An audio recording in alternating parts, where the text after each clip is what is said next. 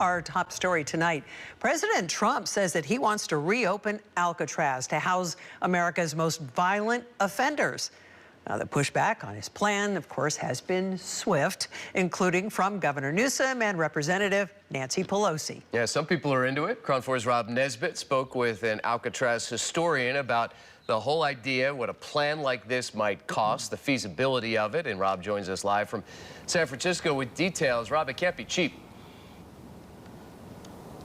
It's not cheap. Grant and Vicky, Alcatraz closed in 1963 because of structural problems and how expensive it was to operate. That's why so many people are surprised that President Trump wants to reopen the prison on the Rock. Alcatraz is one of the most popular historical sites in the Bay Area, attracting 1.6 million visitors a year, according to the National Park Service. President Trump has different plans for the island, directing the Bureau of Prisons to rebuild and reopen Alcatraz to house prisoners again. It's long been a symbol, Alcatraz, of whatever it is. I mean, you know, it's a sad symbol, but it's a symbol of law and order.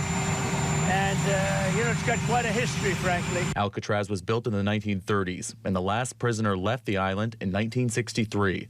Cost of maintenance was a big reason for the closure. It would be daunting. It would be astronomically expensive. John Martini is an Alcatraz historian who worked on the island as a park ranger in the 70s and has since written 4 books on the prison's history. He says a repair estimate came to $5 million the year before Alcatraz closed, equaling about $52 million today. You'd have to add running water, sanitation, heating, electrical. It's all gone.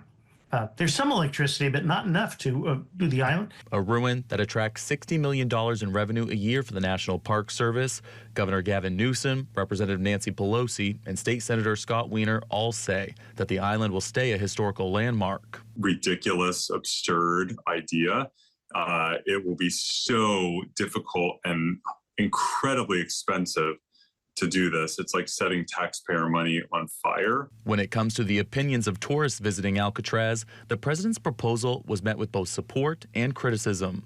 And I think being as secure as Alcatraz, I think it's a fabulous idea. He's had some bizarre ideas, and this is just another bizarre idea from President Trump.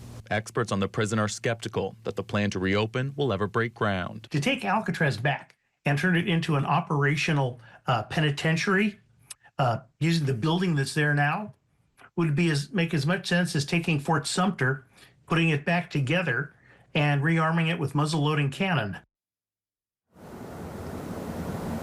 To give you an idea for size, Alcatraz sits on 22 acres and held just over 300 men at its fullest. San Quentin, that sits on 432 acres, and the prison's capacity is more than 3,000 inmates. Reporting live in San Francisco, I'm Rob Nesbitt, KRON 4 News. All right, Rob, lots to think about there. We shall